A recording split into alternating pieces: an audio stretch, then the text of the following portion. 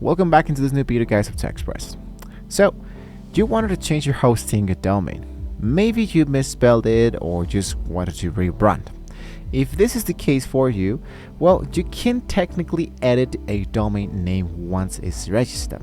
You'll either have to get a full refund or even buy a new one, or simply point a new domain to your existing site.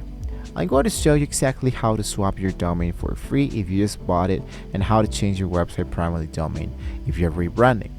First of all, the first scenario is that you're swapping a misspelled domain.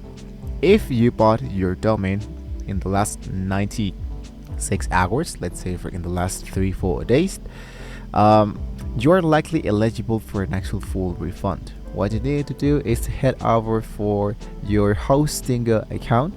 Most TLDlike.com or .net have a 4-day grace period, so you go to the paid invoices and request for the actual refund. For this, you focus into the left section that says the billing, and you go for the payment history. Directly here into the payment history, you might see that we have the actual payment ID. And here what you can do is to look out for the actual refund. In this case, this of course won't let me because we have paid this 3 years ago, but this is how it should be appearing directly in the payment history.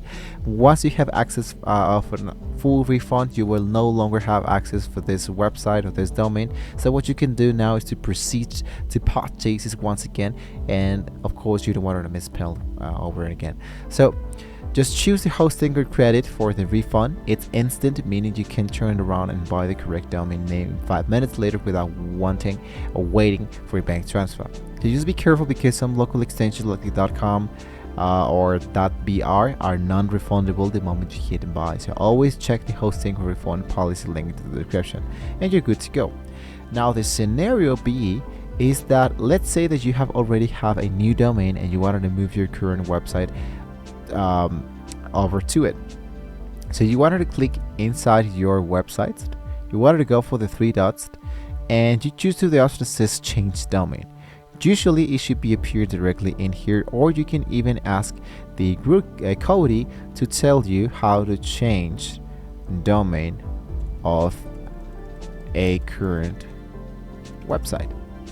So here what I need to do now is to choose my new domain from the list, and Hostinger will warn you that this will be reset your email accounts and DNS records. Make sure you have back up your emails first, and you're good to go. Now if this is just in case if you're using a WordPress Hostinger, because the AI now automatically handles the search and replace for your database, so your internal links do not break. Now what the code tells us is that you can change the domain of your current website in 2 ways. If your site is a hosting or not builder, you go for websites, managed, migration, change domain with website, and move to another domain, just as I just told you. Now to keep your SEO rankings, you must redirect the old domain to the new ones. This tells Google that the change is permanent, and in 2026 this is easily done into the redirect section of your H panel.